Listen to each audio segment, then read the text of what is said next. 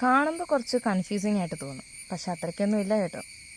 12 പേനയുടെ വിറ്റ വിലയും 15 പേനയുടെ വാങ്ങിയ വിലയും തുല്യമായാൽ ലാഭശതമാനം കാണുക. ഇതാണ് നമ്മുടെ ചോദ്യം. അപ്പം നമ്മൾ ലാഭശതമാനം കാണാനുള്ള ഒരു ഇക്വേഷൻ ഞാൻ നേരത്തെ പറഞ്ഞു തന്നിട്ടുണ്ട് പല പ്രോബ്ലത്തിലും. ലാഭം ഡിവൈഡഡ് ബൈ വാങ്ങിയ വില ഇൻറ്റു 100 ചെയ്താൽ മതി. പക്ഷേ ഈ ചോദ്യത്തിൽ വാങ്ങിയ വിലയും വിറ്റ വിലയും കണ്ടുപിടിക്കുന്നതിന് ഒരു പ്രത്യേക രീതിയുണ്ട്.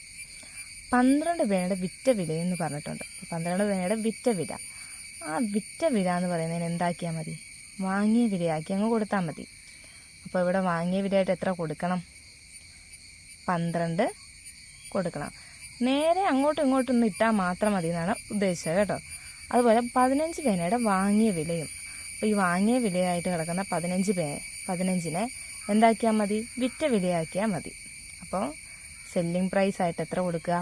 15 കൊടുക്കുക. ഞാൻ പറഞ്ഞ പോലെ നേരെ തിരിച്ചിട്ടാൽ മാത്രം മതി.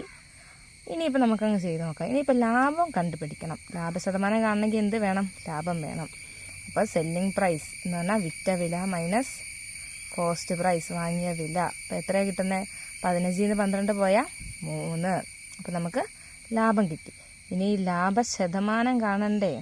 ലാഭശതമാനം എന്ന് പറയുമ്പം എത്രയാ? ലാഭം 3 ഡിവൈഡഡ് ബൈ കോസ്റ്റ് പ്രൈസ്, വാങ്ങിയ വില 12 ഇൻറ്റു 100. നമുക്ക് ഈ 3/12 ഒന്നുകൂടി ചെറുതാക്കത്തില്ലേ? 1 ഇൻറ്റു 3 3 3 ഇൻറ്റു 4 12.